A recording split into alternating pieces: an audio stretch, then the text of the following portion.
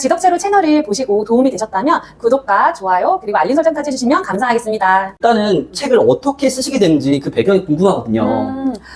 제가 처음부터 당연히 책을 써야겠다라고 생각을 한 건 아니었고요. 네. 제가 이제 휴직을 했어요. 이게 두 아이를 키우면서 휴직을 하는 기간 동안 이제 아이들이랑 이것저것 엄마표를 되게 많이 했거든요. 그러니까 이것저것 엄마표를 하면서 그 기록들을 이제 교사만 카페에 올렸어요. 아, 처음에는 일단 카페에 글들을 올리기 시작하신 거예요? 맞아요. 블로그에도 글을 조금 쓰고 교사만 카페에도 글을 썼는데 근데 그냥 제가 뭔가를 막 잘해서 그 글을 썼다기보다는 내가 이런 방법을 해봤더니 좋더라. 근데 저도 영어를 잘 못하는 엄마였고 또 수학도 잘 못하는 거의 수포자 엄마였거든요. 당시 혹시 자녀분 나이가 어떻게 됐나요? 그때 저희 아이가 이제 한 3살? 첫째가 3살 때부터 시작해서 이제 임신하고 하니까 거의 4살 때부터 시작을 한 것 같아요. 그러니까 본격적인 엄마표는 거의 4살 때부터 시작을 한 것 같고 그렇게 엄마표를 시작을 했는데 좀 영어를 못하는 엄마가 아이한테 어떻게 엄마표 영어를 하면 좋을지. 가장 첫 번째 키워드는 영어네요. 그쵸, 맞아요. 왜냐면 제가 책을 쓰게 된 모든 첫 번째 배경에는 저의 그 영어 공부가 있었거든요. 가장 그 동기는 영어가 배경이었네요. 근데 가장 핵심 동기라고 꼽자면은 저희 아이를 잘 키우고 싶다라는 마음 때문에 그 동력이 저를 크게 움직였거든요. 사실은 보통 이렇게 일상을 보내다가 아이가 태어나고 그 다음부터 어떻게 아이를 키울까? 맞아요. 많은 부모님들이 공감하시면서 그때부터 책도 보고 공부도 하고 그런 것 같아요. 맞아요. 저도 그때부터 글을 썼던 것 같아요. 그래서 영어를 그러면 그 전에는 글쓰기를 안 하신 거예요? 네, 그 전에는 글쓰기를 한 적이 거의 없었던 것 같아요. 그럼 아이를 키우기 위해서, 잘 키우기 위해서 기록으로 남기다가 그렇죠, 맞아요. 그렇게 시작이 된 거네요. 맞아요. 첫 번째는 제 기록이었고 근데 그 기록이 누군가한테 조금 도움이 될까? 나는 이게 우선 누군가에게 도움이 되리라는 확신이 사실 그때는 없었는데 그냥 내가 해봤던 이런 방법들이 좋더라 라는 걸 알리기 위해서 카페나 블로그를 선택했던 것 같아요. 그 글쓰기는 공개된 글쓰기지만 타인에게도 피드백을 좀 받을 수가 있잖아요. 그래서 카페에 글을 올렸는데 반응이 굉장히 폭발적이었어요.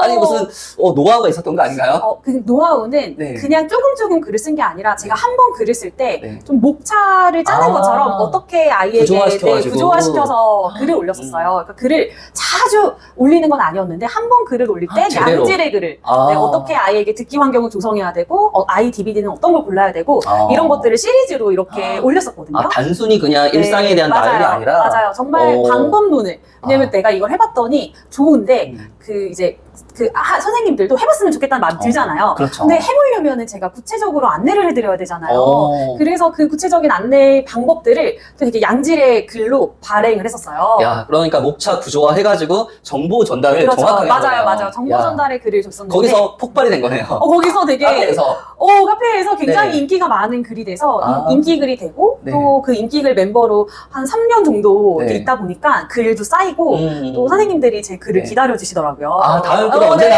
다음 꿀팁은 언제나 이렇게 그렇게 하면서 또 제가 썼던 방법들을 쓰면서 저희 집에 이렇게 썼더니 너무 아이가 진짜 변화가 됐어요 라는 그런 글들도 올라오고 그럼 선생님도 너무 행복했겠어요. 제가 그때 굉장히 자존감을 많이 얻었어요. 여러 사람들의 공감과 반응을 보고 나서 그때 제가 뭔가 저의 잠자고 있던 글쓰기 욕망을 조금 깨닫게 된 것 같아요. 혹시 선생님도 문학소녀? 아니요. 문학소녀 아니었나요? 문학소녀가 아니었어요. 저는 진짜요? 책도 많이 읽지 않는 사람이었거든요. 그런데 여기서 궁금한 게 선생님이 그렇게 구조화해가지고 쓸 수 있었던 배경에는 선생님이 공부를 많이 하셨을 것 같아요. 네, 맞아요. 제가 또 거슬러 올라가 보면은 제가 이제 초수에 합격을 했어요. 근데 제가 제가 초등 특수교사인데 특수교사가 굉장히 높거든요, 경쟁률이. 특히 제가 뽑았을 때는. 지금 자랑하시는 그거 왜 그렇게 됐는지에 대한 배경을 설명드리기 위해서, 10명밖에 안 뽑았어요, 경기도에서. 그래서 경쟁률이 40대 1이었는데, 제가 초수에 합격하는 사람이 많이 없었거든요. 근데 제가 왜 초수에 합격을 했지라고 생각을 하고, 또 제가 했던 공부 방법들을 후배들한테 알려줬을 때, 후배들도 좋은 결과가 나왔거든요. 근데 그 안에는 제가 예전부터 마인드맵을 사용해서 공부를 했었어요. 어릴 때부터? 네, 어릴 때부터 저는 마인드맵을 이용해서 좀 구조화된 공부를 많이 했었거든요. 그러니까 그냥 막 하는 게 아니라 구조화시켜가지고 네. 목록화해가지고 하는 걸 좋아하셨네요. 네네. 그렇게 하는 게 아. 공부의 효율성이 높다라는 걸 깨닫게 되면서 그 방법을 많이 쓰게 됐고, 쓰다 보니까 아무래도 잘하게 되잖아요. 네. 저만의 방법도 찾게 되고, 그렇죠. 그래서 글을 쓸 때 그 방법을 제가 썼던 것 같아요. 처음에 그냥 글을 썼을 때. 보통의 글쓰기는 그냥 평범한 사람이면 그냥 막 쓰는데 맞아요. 선생님은 와 남을 보기 전에 숲을 보는 거 네.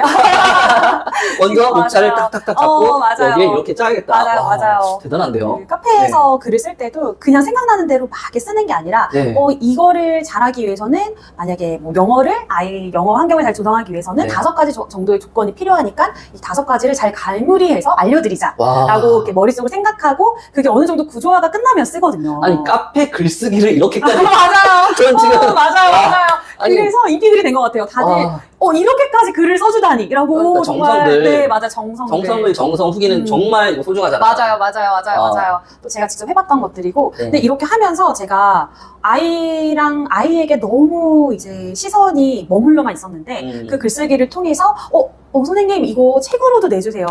선생님 이거 방법들이 너무 좋아요. 다른 방법은 없나요? 그렇게 해서 네, 이런 피드백을 많이 받게 되면서, 그때는, 내가 이런 걸 잘하나? 내가 이런 걸 잘 알려줄 수 있는 사람인가? 라는 생각이 들면서 이제 책 쓰기도 하고 싶다는 생각이 들었어요. 근데 사실 이 글쓰기와 책 쓰기는 또 다른 개념이잖아요. 굉장히 다른 개념이죠. 네. 맞아요. 글쓰기는 뭐 카페나 블로그나 이렇게 소소하게 쓸 수도 있는데 책 쓰기는 출판 시장에 팔의 상품을 던지는 거고 현재 아시죠? 이 출판 업계 상황. 맞아요. 알죠. 성성 없는 전개. 정말 맞아요. 사람들 연평균 독서량은 정말 맞아요. 거의 읽지 않는데 책은 매일매일 정말 쏟아지는 이런 상황. 책도 거의 사지 않잖아요. 맞아요. 그러니까 그런 와중에서 저는 어떻게 해서 투고를 하시고 어떻게 해서 출간했는지 이 과정이 너무 궁금해요. 게다가 중요한 거 여러분 베스트셀러 어떻게 처음 아까 초수 합격도 말씀하셨지만 책 내자마자 바로 베스트셀러. 와 이거는 제가 볼 때 거의 상위 너무 감사합니다. 힘든 일인데 맞아요. 이것도 전략이 있었을 것 같아요 선생님만의. 투고부터 한번 가보시죠. 지덕체로 채널을 보시고 도움이 되셨다면 구독과 좋아요 그리고 알림 설정까지 해주시면 감사하겠습니다. 저는 어떻게 해서 투고를 하시고 어떻게 해서 출간했는지 이 과정이 너무 궁금해요. 게다가 중요한 거 여러분 베스트셀러. 어떻게 처음 아까 초수 합격도 말씀하셨지만 책 내자마자 바로 베스트셀러. 와 이거는 제가 볼 때 거의 상위 너무 감사합니다. 힘든 일인데 맞아요. 이것도 전략이 있었을 것 같아요 선생님만의. 투고부터 한번 가보시죠. 우선 투고를 했을 때는 저는 말씀을 드리고 싶은 게 책 쓰기를 할 때 굉장히 다양한 방법들이 존재해요. 글은 내가 쓰지만 책 쓰기를 도움받을 수 있는 그런 커뮤니티들이 존재하거든요. 정말 많죠. 저는 잘 골라내서 그 중에서 정말 너무 상업적인 것들도 있지만 내가 만약 정말 책 쓰기를 하고 싶다? 근데 그냥 책을 쓰려고 하면은 굉장히 막막해요. 그렇죠. 그리고 또 책을 쓴 사람한테 가서 붙잡고 물어봐도 막막해요. 그래서 저는 만약에 도움이 필요하다면은 얼마든지 좀 내가 그거에 대한 열정이 있다면 비용을 어느 정도 투자를 해서 배워야 된다고 초기 생각해요. 비용은 무조건 투자야. 맞아요. 내가 맞습니다. 진짜로 하고 싶은 게 있다면 돈 투자하는 거 아끼지 말라. 맞아요. 그런 말 있잖아요. 자기 자신한테 하는 투자가 최고의 자기 개발이다. 맞아요. 일단은 첫 번째는 돈을 투자하십시오, 여러분. 만약에 책 쓰기에 관심이 있으시다면은 그런 책 쓰기 강의나 이런 것들을 한번 들어보시는 것도 저는 정말 추천드려요. 일단은 유료 강의 먼저 꼭 들어보는 거 추천해 주셨고요. 일단은 초기 비용 투자하라. 유료 강의. 웬만하면 무료 강의도 좋은 거 많이 있죠. 그럼에도 불구하고 유료 강의는 일단은 자신 있으니까 유료로 했을 거 아니에요. 그래서 그것도 한번 생각해봐라. 다음 꿀팁은 뭘까요? 그래서 투고를 할 때 저는 기획안이 가장 중요하다는 생각이 들어요. 기획안이라고 하는 거는 그 사람이 가지고 있는 우선 출판사 편집자나 이런 사람들이 읽을 거 아니에요. 근데 이 사람이 이 책을 진짜 이 사람이 쓸 수 있는가? 이 책의 시장성이 있는가라는 걸 생각하면서 기획안을 읽잖아요. 저는 그런 불안감을 없애주는 게 기획안이라고 생각해요. 이게 정말 중요한데 너무 많은 출판사들이 있잖아요. 맞아요. 그런데 수없이 날라오는 이 메일들. 맞아요. 저 책 내고 싶어요. 이런 게 너무 많잖아. 간혹 가다가 스팸으로 처리될 수도 있고 안타깝지만 그럼에도 불구하고 편집자를 사로잡는 기획안 어떻게 써야 될까요? 우선 기획안이 읽혀지려면은 클릭이 돼야 되잖아요. 그렇죠. 그 메일이 클릭되려면은 그 클릭되는 게 뭐죠? 제목이죠. 그렇죠. 제목을 보고 클릭을 해요. 제목이 너무 평범하면 안 되겠죠. 그리고 조금 궁금해야겠죠? 궁금증을 유발하는 후킹하는 제목을 만들어야 되는데 선생님은 처음부터 제목을 이 책의 제목으로 이렇게 투고를 하신 건가요? 저는 이 제목이 조금 이렇게 바뀌었어요. 처음에도 저는 스위치라는 단어를 썼었는데 그때는 이제 해냄 대신 다른 용어를 썼거든요. 제가 처음에 썼던 이번 영혼은 제로 스위치예요. 제로 스위치. 네, 제 책에 영의 힘이라는 말이 나오거든요. 그 영의 힘이 이제 수용한다라는 힘인 건데 저는 그거를 테마로 잡고 제 책에 그 제로 스위치라고 처음 투고를 했었어요. 그러면 제목에 제로 스위치 투고합니다 이건가요? 아니 자녀 교육서 제로 스위치 이렇게 네, 이렇게 그냥 간단하게만 보냈어요. 그리고 그 안에 내용에는 뭐가 들어가 있죠? 그리고 이제 클릭을 하잖아요. 네. 클릭을 하면은 안에 본문을 우선 적어야 되잖아요. 그렇죠. 본문을 적을 때 이제 간략하게 정말 간략하게 핵심만 내가 이 책을 왜 쓰는지 이 책의 기획 의도가 뭔지에 대해서 간략하게만 적어주시면은 네. 이제 그것까지 읽었을 때 제목도 조금 궁금한데 안에 내용을 읽어보니까 이런 기획 의도가 있네 라는 생각이 들 때 이제 기획안까지 클릭이 되는 거예요. 거기까지 딱 읽어보게 되는 거네요. 2단계가 있는 거예요. 제목으로 한 번 클릭이 돼야 되고 두 번째로 네. 그 본문 내용이 좀 매력적이어야겠죠. 일단은 유튜브로 따지면 썸네일. 그렇죠. 유튜브로 따지면 썸네일이죠. 썸네일이고 그리고 그 안에 설명. 이거 인트로죠, 인트로. 네, 인트로. 그런데 편집자 입장에서 2단계까지도 통과 못한 그럼요. 무수히 많은 게 있을 것 같아요. 맞아요. 네. 하루에 제가 이제 다른 출판사 분들께 들었을 때 네. 하루에 정말 200~300개씩 투고 메일이 온대요. 그러면 이게 300대 1인가요? 근데 그 중에 한 달에 한 개 정도가 이제 투고 원고로 와, 그러면 경쟁률이 기획 진짜 출판이 된다라고 들었어요. 어마어마하네요. 경쟁률이 네. 어마어마하죠. 하지만 우리가 네. 자녀 교육서를 생각해 보면은 읽어보면 다 비슷한 말이에요. 그렇죠. 문해력에 대한 이야기 다 네. 비슷한 이야기예요. 맞아요. 그러니까 정말 이게 어쨌든 그 교육의 본질은 같아요. 네. 우리가 아이를 키우는 본질이 양육의 본질이 아이의 독립을 위한 것처럼 독립이라는 본질은 다 똑같은데 이 본질까지 가는 길은 다 다르잖아요. 개개인의 서사가 있거든요. 네. 나의 서사를 가장 매력적으로 읽힐 수 있는 제목을 잘 선택을 하셔야 돼요. 누구에게나 서사가 있다. 그럼요. 그런데 나의 서사를 특별하게 그렇죠. 맞아요. 반짝반짝 빛나는 딱 원고를 쓰는 거 이게 정말 중요하네요. 그럼요. 네. 그럼요. 우리가 이제 매장에서 네. 수많은 쿠키가 있지만 그 중에서도 한 가지 쿠키를 선택할 때 그 쿠키가 매력적으로 보이는 거잖아요. 갑자기 이제 토이스토리 영화가 생각나면서 버림받은 장난감 맞아요. 우울함이 갑자기 떠오르네요. 그 장난감의 기능이나 이런 건 상관없이 맞아요. 정말 처음에는 그게 좋은 장난감이란 걸 알려면은 우선 선택이 돼야 되는 거니까 일단 포장지도 중요하다. 맞아요. 정말 네. 중요해요. 그러면 타깃층도 정확히 공략을 하셨나요? 그럼요. 타겟층이 정확해야지만 원고가 훨씬 뾰족해지고 제목도 더 뭔가 이제 깔때기처럼 안으로 모여질 수 결국 있어요. 송곳으로 쭉쭉쭉 찌르는 거죠. 저는 원고를 쓸 때 타겟층을 정확히 정해야 된다고 생각을 하는 게 타겟층이 나는 그냥 모든 학부모들이 보고 싶어라고 하면은 글이 산으로 가버려요. 맞아요. 네. 정확하게 네. 일도 있게 그럼요. 네 그렇게 해야 된다는 거. 그러면 궁금한 게 총 몇 군데 투고를 하셨나요? 저 거의 120군데? 와. 110군데 그러면 정도? 투고를 110군데 했어요. 네, 네, 한 다음에 네. 최초의 메일이 언제 왔나요? 그날 당일에. 와! 네. 와. 제가 아침에 보냈는데 네. 한 3시간 뒤에 왔어요. 와! 야, 이거 실화인가요? 네네. 그래서 선생님 출판까지 하겠다고. 최초로 지금 투고 메일을 보내신 거잖아요? 처음 보내본 거예요. 근데 제가 제 생애 처음으로. 3시간 만에 바로 연락이 왔어요. 네, 맞아요. 그러면 그 출판사랑 계약이 된 건가, 지금? 그 뒤로도 많이 왔어요. 많이 왔어요? 네, 그 뒤로도 한 6군데에서 연락이 왔어요. 와, 대박. 그래서 야, 탐나는 기회가. 네, 그렇죠. 탐나는 기회가 샘플 원고도 잘 보냈죠. 샘플 샘플 원고는 몇 페이지 보내셨나요? 저는 샘플 원고는 한 6곡지 보낸 것 같아요. 6곡지면 페이지 수로 따지면 몇 장 정도 될까요?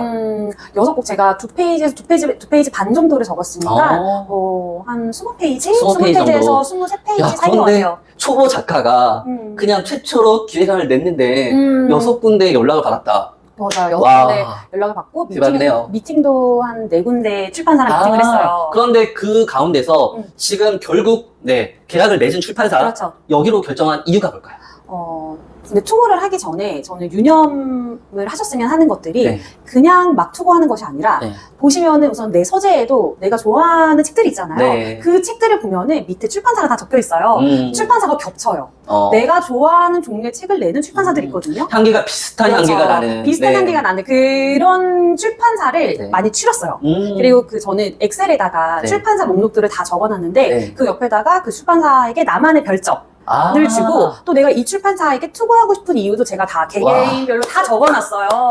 야 진짜 그래서 이 치밀함이. 근데 정말 죄송한데 혹시 MBTI가? 저는 MBTI가 ESFJ입니다. 정말 이 치밀함과 정교함이 엄청나네요. 왜냐면 책을 쓰고 싶은데 책을 쓰는 과정도 즐거워야 되잖아요. 또 출간의 과정도 즐거워야 되는데 나랑 너무 방향이 안 맞는 출판사랑 작업을 하면 그것도 뭔가 내 내가 책을 내는 과정 중에 굉장한 스트레스가 그렇죠. 될 거라는 생각이 들었어요. 결국에 동행하는 건데. 그럼요. 동행자로 가는 거예요. 맞아요. 저자와 출판사는. 저는 그런 출판사를 찾기 위해서 최대한 추렸던 게 한 120개 정도였고 네. 그 정도에서 제가 정말 별표 5개를 줬던 출판사에서 다 러브콜이었어요. 와, 궁합이 딱딱 맞았네요. 네. 와. 이제 제가 미팅을 했다 그랬잖아요. 미팅을 한 4군데랑 했었는데 네. 미팅 가기 전에도 우선 그 출판사에서 나온 책들을 거의 다 훑어봤어요. 어떤 식으로? 네, 어떤 식으로 출판이 되고 있는지, 네. 표지는 어떤 느낌인지, 그리고 또 그 출판이 어느 정도 되고 있는지, 네. 이 출판사가 한 달에 몇 권 정도의 책을 내는지 이런 것들도 와. 다 좀 조사를 해서 이 출판사가 좋은 이유를 제가 메모에 다 적어갔거든요. 적어가서 그때 당일에 미팅을 하면서 네. 느낌이 왔죠. 그런데 사실 미팅 전에 우선순위가 있었을 거 아니에요. 미팅 그쵸, 후가 좀 맞아요. 달라졌나요?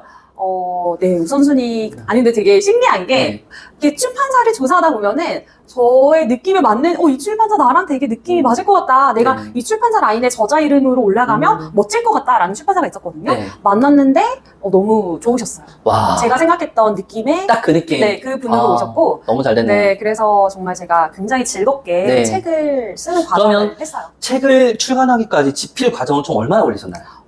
제가 초고는 한 2달 반 정도 2달 반 정도 쓰고. 태고도 한 2달 정도 걸린 것 같아요. 그러면 총 4달 반에서 5달. 글 쓰는 거는 총 4-5달이 걸렸고, 이제 편집하고, 네. 인쇄하고 이런 거는 한 달 반에서 2달? 그래서. 총 7개월 정도 걸린 거네요. 네, 한 총 7개월 정도 걸렸어요. 와. 지덕체로 채널을 보시고 도움이 되셨다면, 구독과 좋아요, 그리고 알림 설정까지 해주시면 감사하겠습니다.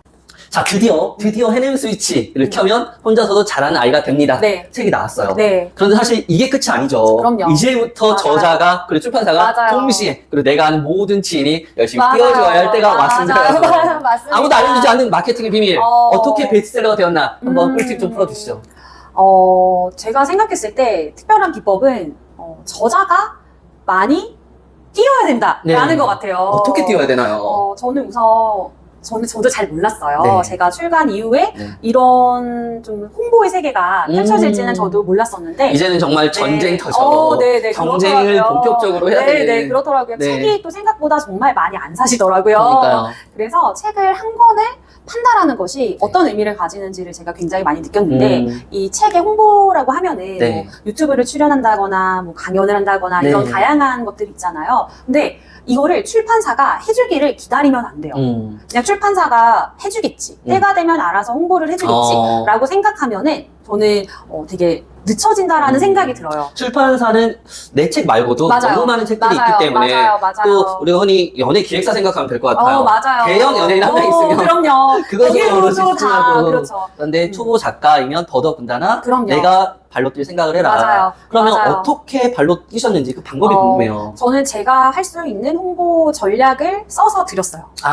네. 저는 이렇게 홍보를 할 수 있습니다. 출판사에. 네, 저는 어떤 걸 쓰셨나요? 제가 우선 이런 프로젝트 같은 것들을 많이 운영하고 있기 때문에 네. 프로젝트 원한테도 뭔가 서평이나 이런 것들을 부탁할 수 있다라는 말씀을 드렸고 네. 또 제가 교사만 카페에서 이제 인기 멤버로 좀 활동을 하면서 네. 운영위원이 됐거든요. 또 그런 데서도 교사만 카페에서도 연일에 홍보를 한번 할 수가 있어요. 좋네요. 네, 근데 제가 이제 이게 뭔가 구독자 수들이 많아요. 선생님들께서 다행히 구독을 많이 해주셔가지고. 일단은 그게 또 중요하죠. 네, 맞아요. 인플루언서인. 네. 뭐 아직 제가 인플루언서는 아니지만 네. 다행히 그 카페에서는 인플루언서랑 비슷한. 네. 그래서 제가 거기서도 책 홍보를 할 수가 있고, 근데 제가 그간 쌓아왔던 서사가 있잖아요. 네. 정말 아무것도 바라지 않고 굉장히 양질의 글을 많이 쌓아왔기 때문에 그 홍보를 했을 때 더 효과가 컸던 것 같아요. 뭔가 그 전에 그러니까 갑자기 갑자기 요즘 말로는 좀 맞아요. 갑툭튀가 맞아요. 갑자기 그냥 저 책 냈어요 이게 아니라 그러면 아무도 네. 응원하지 않아요. 그 전부터 꾸준히 이분의 서사 그쵸. 우리는 이분의 스토리를 알고 있어. 맞아요. 그런데 그 가운데서 저 이렇게 했어요. 네, 맞아요. 했을 때 사람들이 박수 쳐주고 응원해준다는 거. 맞아요. 책을 딱 내게 되면 그런 거 있잖아요. 진짜 내가 잘 되기를 바라는 사람이 과연 내 주변에 누가 있을까 맞아요. 확실히 알게 되죠. 맞아요. 네. 맞아요. 그래서 일단은 출판사에 나의 홍보 전략을 다 보낸다. 네. 그게 첫 번째였네요. 네, 맞아요. 근데 네. 출판사에서 이렇게 보내는 저자가 없다라고 말씀하셨어요. 그냥 책만 내면 그냥 출판사에 맡기고. 네, 맞아요. 그럼 출판사도 너무 좋아했겠다. 출판사에서 우선 좋아하셨어요. 네. 아, 이렇게 하실 수 성의를 있군요. 보이는, 그래서 네. 저의 시간과 마음과 정성을 제가 드릴 준비가 되어 있다는 거를 계속 신호를 보냈어요. 출판사에 네. 저는 홍보할 수 있습니다. 네, 저는 제가 열심히 할 겁니다. 제가 저는 이럴 마음이 있고 제게 힘이 있습니다. 저는 이 정도를 할 수 있습니다. 또 유튜브에도 출연하게 된다라면 저도 이런 유튜브에 제가 제안서를 한번 넣어보겠습니다. 이런 식으로도 말씀을 드리기도 했고. 그래서 어떻게 연락이 왔나요? 굉장히 출판사에서? 좋으셨어요. 선생님이 그렇게 노력해 주시니까 저희도 더 알아볼게요. 저희도 더 애써볼게요. 라는 회신을 받았거든요. 네. 그러면서 서로 마음이 같다라는 걸 느낀 거죠. 함께 의기투합해서 해보자. 그래서 저자도 정말 열심히 하고자 하고 또 출판사도 저자가 이런 마음이니까 더 좀 밀어줘야겠다라는 마음이 있었던 것 같아요. 그래서 굉장히 처음에 저에게 굉장히 홍보를 잘 해주셨어요. 출판사에서? 네네네, 잘 해주셨어요. 그러면 선생님이 인스타, 블로그, 유튜브 이런 것들에 출판 딱 되자마자 본격적으로 이제 홍보 글을 올리기 시작하셨나요? 그쵸. 근데 그 전부터 제 프로젝트를 더 시작했어요. 그러니까 갑자기 책을 내고 갑자기 시작하면은 굉장히 마음 바쁘고 그렇죠. 또 신경을 쓸 수가 없어요. 네. 저는 한 출간되기 한 2달 전부터 이제 퇴고가 다 끝나고 나서 이제 탈고까지 넘기고 나서 이제 2달 정도의 시간이 좀 있잖아요. 그 인쇄되고 표지 디자인 고르는 동안 그동안 제가 할 수 있는 프로젝트들을 좀 정비를 하고 사람들을 모았어요. 사람들을 모으고 그 다음에 이제 선생님의 책을 알렸군요. 네, 맞습니다. 그러면 선생님이 여러 가지 홍보를 해봤을 텐데 가장 효과적이었다. 이건 꼭 해라. 초보 작가님들에게 좀 꿀팁 좀 알려주시죠. 저는 영상의 힘이 되게 크다는 걸 느꼈어요. 네. 제가 주변에 다행히 저를 도와주시고 제 책이 좋다라고 해주시는 저의 동행자 분들이 되게 많으셨어요. 제 책 앞에도 다 추천사를 써주셨거든요. 유초중거 선생님께서. 그래서 정말 그분들도 많이 이제 홍보도 해주시고 도와주셨는데, 근데 주변에서 이제 제가 한번 유튜브를 한번 딱 나가고 나서 그 주변에서 뭐 너무 책 잘 봤어 라는 말보다 영상 너무 잘 봤어. 말을 너무 잘하더라. 아니 그런데 여기서 아마 초보 작가분들이 궁금해하실 거예요. 아니 대형 그 유튜브에는 어떻게 출연을 하게 하실 수 있나요? 근데 그거는 우선 출판사의 힘도 있는 것 같고, 선생님이 만약에 쓰시는 작가님께서 어떤 책을 쓰냐에 따라 그 책이 그 채널과 좀 성향이 맞냐에 따라서 다른 것 같아요. 그거는 뭔가 나의 그런 저의 노력이 들어간다기보다는 출판사에서 다 유튜브 채널에 제안서를 넣는데 그걸 보고 이제 PD님이 연락을 오시는 거거든요. 왜냐면은 대형 유튜브가 많잖아요. 그렇죠? 항상 대형 유튜브의 특징을 보면 책이 나오면 항상 출연을 하세요. 네, 맞아요. 그런데 구독자가 정말 많은 유튜브를 보면 그곳에 한번 출연하려면 와 단가가 만만치가 않다는 얘기가 있거든요. 맞아요. 그런 것 같아요. 아무튼 출판사가 적극적으로 밀어주네요. 그쵸. 근데 그 뒤에는 저도 정말 열심히 만약에 서점 북토크가 잡혔으면 그 서점 북토크할 때 드릴 부록 같은 것도 제가 항상 다 만들고. 그러니까 숨은 노력이 이렇게 있었기 때문에 베스트셀러가 됐다. 그런데 이게 영향이 크지 않을까 생각이 듭니다. 그러면 언제부터 이 책이 좀 팔리고 있어 이런 걸 실감하셨나요? 한 일주일도 안 됐는데 이세에 들어간다고 책이 좀 팔리나 보다 라는 생각을 그때 했었고, 또 이세에 들어가고 나서 한 일주일 지났는데 3세를 또 찍는 거예요. 그래서 그때부터 정말 책이 조금 팔리고 있구나 라는 게 그때 조금 실감이 났어요. 그러면 책을 내기 전과 출간 후와 선생님의 삶의 변화가 있을까요? 삶의 변화가 당연히 있죠. 어떤 게 있을까요? 근데 뭔가 이렇게 드라마틱하게 내가 블로그 글만 쓰면 사람들이 좋아요를 누르고 내가 인스타에서 엄청나게 큰 사람이 되고 이런 변화가 아니라 제 삶의 태도에 대한 변화가 생긴 것 같아요. 어떤 점이죠? 옛날에는 글을 쓰는 것의 목적을 정확히 내가 왜 이 글을 쓰고 싶은지에 대한 명확한 욕망을 보지 못했던 것 같은데 쓰는 과정을 통해서 내가 글을 쓰면서 나타내고자 했던 나의 욕망이 이거구나 라는 걸 정확하게 알아차리면서 방향을 제대로 설정하고 달릴 수 있게 된 것 같아요. 그러면 이제 아마 궁금할 것 같아요. 그러면 이 욕망으로 하여금 욕망이 이끄는 열차에 탑승을 하셨잖아요. 그렇죠. 이제 정말 급행열차처럼 가고 있을 것 같은데 두 번째 책 언제 나와요? 두 번째 책은 이번 6월에 나옵니다. 어떤 주제가 될까요? 거실 육아에 대한 책인데요. 거실 공부나 거실 육아에 대한 책인데 제가 교육환경 구성 전문가로 활동을 하고 있거든요. 교육환경을 구성하는 전문가. 말이 너무 멋있는데요? 왜냐면 제가 특수교사이기 때문에 저만이 할 수 있는 포인트인 거예요. 저는 항상 이제 저희 학급에서는 학생 개개인별로 교육과정을 짜거든요. 그것이 교육환경 구성하는 일이에요. 그러네요. 그래서 제가 그 팁들을 녹여서 첫 번째 책을 썼다면 두 번째는 거실 공부를 저희 아이들과 굉장히 오랫동안 해오고 있는데 거실 공부 좋다는 거 다 아시잖아요. 맞아요. 다 알죠. 그런데 근데 어떻게 거실을 교육 환경적으로 구성해야 되는지. 이거 듣자마자 저는 지금 제가 편집자라면 바로 클릭. 그래서, 바로 러브콜. 네, 그래서 다 적었습니다. 거실만 있는 게 아니라 거실이 중심이 되려면은 뭐 주방이나 그런 욕실이나 이런 데서도 다 뒷받침이 돼야 되거든요. 이런 방에서는 어떤 교육 환경을 구성할 수 있는지도 제가 다 적어놨습니다. 윤가은 선생님이 다음 책도 기대해 보겠습니다. 네, 감사합니다. 지덕재로 채널을 보시고 도움이 되셨다면 구독과 좋아요 그리고 알림 설정까지 해주시면 감사하겠습니다. 자, 임가은 작가님이 책을 쓰게 된 동기가 아까 영어라고 하셨거든요. 맞아요. 그런데 어떻게 해서 영어 공부를 하기로 결심하셨는지 그게 참 궁금해요. 저희 첫째가 굉장히 예민하고 불안도가 높은 아이였어요. 그러니까 정말 너무 예민해서 항상 제 곁에만 붙어 있는 껌딱지. 네, 정말 껌딱지고 문화센터를 가서도 거의 이제 학기가 끝날 무렵에 한 발짝 정도 떼는. 근데 다른 친구들은 너무 이렇게 활동적으로 활동하는데 딱 정말 저와 아이만 제 품에 딱 안겨가지고 굉장히 불안해하는 모습을 많이 보였어요. 그게 몇 살 때까지였죠? 거의 이제 4살 때까지 그랬던 것 같아요. 근데 지금도 불안도가 높아요. 지금도? 네, 지금도 안정성에 대한 욕구가 높은 아이기 때문에 지금도 불안도가 당연히 높은데 그때는 그게 조금 문화센터에서 가면은 다른 애들은 잘 노는데 우리 애만 그러고 있으면은 너무 속상하죠. 속상해요. 굉장히 속상하고 저는 누구보다 아이를 너무 잘 키우고 싶었던 욕망이 컸던 엄마라서 더 속상했거든요. 근데 이게 그 마음을 숨기기가 참 그렇죠.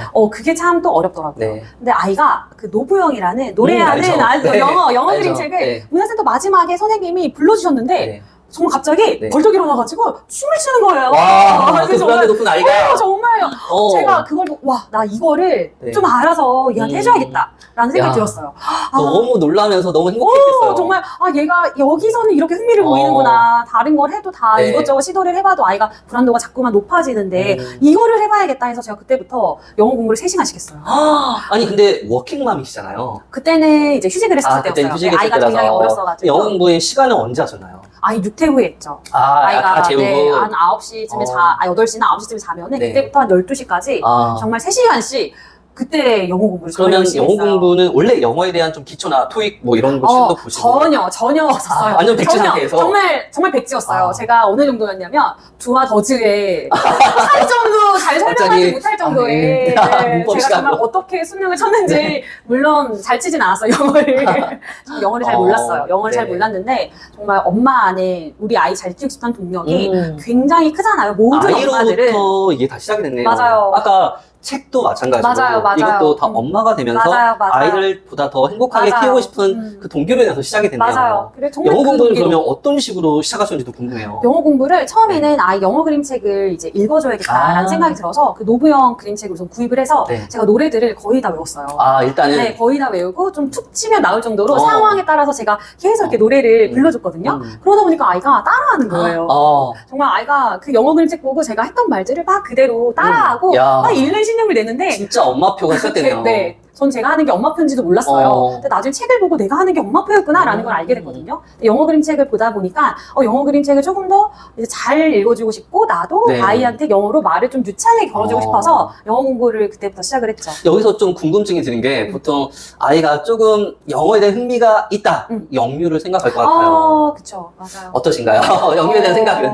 저는 우선 저희 아이는 지금 2년간 단설 유치원을 다녔고 지금 마지막 1년은 병설 유치원을 다니고 있어요. 영어 유치원도 아이 성향에 따라 다른 것 같아요. 그러니까 영어를 저희 아이가 말을 되게 잘했거든요. 영어로도 말을 굉장히 잘하는 친구였어요. 그러니까 불안도는 있었지만 말하기는 굉장히 우수했다. 아니 저랑 부부가 있으니까 뭐 다른 사람 앞에서 말하는 거는 당연히 불안도가 높으니까 제가 선택하지 않았죠. 영유가 좀 엄마표 집안의 환경을 엄마가 집에서 못 해주니까 그 유치원에서라도 조성을 해서 많이 듣게끔 하는 거잖아요. 근데 저는 그 듣는 것도 중요하지만 거기서 언어의 상호작용을 하면서 즐거움을 느낀다면 영유를 보내는 목적이 맞을 것 같은데 저희 아이는 불안도가 좀 높은 아이였기 때문에 남 앞에서 말하는 거를 되게 어려워했어요. 그럼 제가 선택할 이유가 없는 거죠. 그러니까 아이 성향을 정확하게 파악하고 해라. 일단은 유대감, 이 관계, 레포가 가장 중요하다. 그럼요. 맞아요. 그래서 영유는 선택하지 않고 단서를 선택했는데 굉장히 만족하면서 잘 다녔습니다. 그리고 영어 공부뿐만이 아니라 지금 새벽 4시에 기사가 있다고 들었어요. 맞아요. 미라클모니 저도 지금 조맥구라고 조금씩 꾸준히 미라클모니 운영하고 있는데 동지를 만났네요. 네네. 되게 저는 그 아침에 고요함이 너무 좋거든요. 맞아요. 근데 고요함이 좋은데 또 고요하면서도 수다를 떨고 싶어요. 아, 정말요? 그 조용조용하게 이렇게 미나 인사도 나누고 근데 그쵸, 이런 그쵸. 동지들이 딱 새벽에 고요한 속에서 있으면 너무 그게 좋아요. 맞아요, 맞아요. 어떻게 하시게 됐는지 또 그것도 궁금해요. 우선 제가 두 아이를 키우고 있는데 네. 다 좀 어린 아이들이었잖아요. 근데 아이들이 커가면서 옛날에는 8시면 잤는데 네. 체력이 이제 좋아지니까 10시, 9시 반 이렇게 자는 거예요. 네. 유치원에서 심지어 어린이집에 낮잠까지 자고 오면은 어. 10시에 이렇게 자요. 근데 그때 일어나서 제가 3시간을 하면은 새벽 1, 2시에 자는 거예요. 근데 아침에 아이는 막 6시에 일어나요. 네. 그러면 저는 수면 시간이 되게 짧고 질이 안 좋은 거잖아요. 네. 아, 나는 더 이상 늦게 자는 건 안 되겠다. 그러면서 새벽 기상을 시작하게 됐어요. 그러면은 수면 시간을 아이들과 다 함께 어떻게 조정했나요? 우선 저는 아이들이랑 책을 읽어주면서 네. 9시 반에 같이 잡니다. 9시에 모두 다 불 끄고? 네, 모두 다 자요. 함께. 아빠까지? 아빠는 일어나 있어요. 아빠는 예외하고. 아빠는 미라클 모닝 하고 싶다고 하지 않아서 저희는 존중하는 부부이기 때문에. 네, 맞아요. 제가 미라클 모닝을 운영하면서 저도 느낀 게 미라클 모닝은 아침에 일어나는 게 중요한 게 아니다. 맞아요. 잠자는 게 더 중요하다. 맞아. 일찍 자는 게 중요해요. 맞아요. 맞아요. 이게 정말 막 술 약속부터 해가지고 맞아요, 여러 가지 맞아요. 약속 근데 재밌는 거리들 밤에 얼마나 많아요. 그럼요. 근데 그걸 절제하고 그렇죠. 조기 취침하는 게 그게 그렇죠. 핵심이다. 맞아요. 미라클 모닝의 핵심이다. 맞아요. 네. 그래서 이 미라클 모닝도 지금 꾸준히 하고 계신 거죠? 그쵸. 저도 꾸준히 지금 3년 차. 그럼 아침에 일어나서 주로 하시는 루틴이 궁금해요. 습관. 저는 첫 번째 일어나서 우선 글쓰기를 가장 먼저 해요. 쓰는 일을 가장 먼저 하고, 저는 새벽 4시에 일어나는데, 이제 4시부터 한 6시까지 쓰는 시간으로 2시간 정도를 쓰고. 와, 개인 글 쓰는 시간을? 네네네네. 블로그 말고 그냥 개인 원고. 원고 작업도 제가 썼던 책들이 다 그 시간에 썼던 책들이에요. 그러니까 새벽에 2시간 동안 몰입해서? 네, 맞아요. 와, 맞아요. 대박이네요. 저는 일찍 일어나면 무조건 헬스장 들어갑니다. 너무 좋네요. 왜냐면 저는 이제 체력이 가장 중요하다고 생각해서 정말 기승전 중요해요. 체력, 꾸준함이 답이다 꾸답 해가서 조금씩 매일 꾸준히 해서 일단 밥을 먹는다고 생각을 해요. 아침밥을 먹으면서 시작하자. 일단 일어나자마자 수면 질 체크하고 10개 출석 어플 체크 다 하고 주식 체크, 인스타나 뭐 여러 가지 댓글 그런 거 체크하고 바로 이제 헬스장 가가지고 스쿼트 그리고 푸시업 그리고 레그 익스텐션 하고 이제 하루를 시작하는 거예요. 그 다음 글쓰기로. 그럼 몇 시예요? 그래도 저는 만약에 5시에 일어나서 그걸 하더라도 한 30분밖에 소요가 안 돼요. 그 헬스장까지 다녀오는 거예요? 헬스장에서 딱 10분만 운동합니다. 네네. 그렇구나. 네네. 조금씩 매일 꾸준히네요, 진짜. 저는 정말 조금씩 합니다. 왜냐면은 제가 이제 여러 가지 운동을 다 좋아하는데 네. 상체는 딱 푸시업만 100개, 하체는 스쿼트만 100개, 그리고 허벅지, 이 근력은 이제 레그 익스텐션 하고 그리고 이제 저녁 때, 오후나 저녁 때 러닝, 유산소 이렇게 가거든요. 너무 훌륭하시네요. 네, 그래서 근데 와 2시간 몰입해가지고 글 쓴다는 거 와 대단하시네요. 2시간을 쓰고 네. 한 30분은 읽고 그리고 30분은 저도 운동을 해요.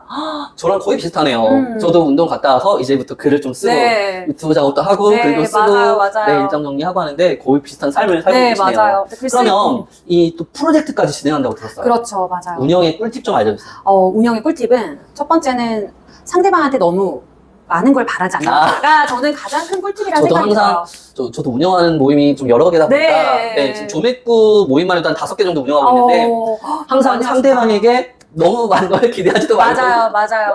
의존하지 말라. 맞아요. 내가 오히려 베풀어라. 맞아요. 네. 그러니까 내가 이 프로젝트를 운영하는 이유를 내가 명확하게 알고 있어야 되는 것 같아요. 내가 이거를 누군가를 도와주기 위해서 하는 일이면은 네. 그 도움이 되는 방향을 많이 고민을 하고 제시를 하면은 정말 잘 그게 융합이 되는 것 같은데 내가 조금만 이렇게 한 다음에 상대방의 반응을 계속 체크하면 너무 힘들어요. 운영하는 그렇죠. 입장에서. 맞아요. 가장 좋은 게 오토잖아요. 레버리지. 그쵸. 자동화 시스템이 들어가게 하는 게 가장 좋은데 리더가 만약에 힘이 빠지면 그게 참 힘들죠. 맞아요. 근데 그래서 혹시 좋은 또 포상 제도나 이런 게 또 있을까요? 저는 제가 시스템을 만들었어요. 어떤 시스템인가요? 항상 저는 되게 체크를 중요하게 생각해요.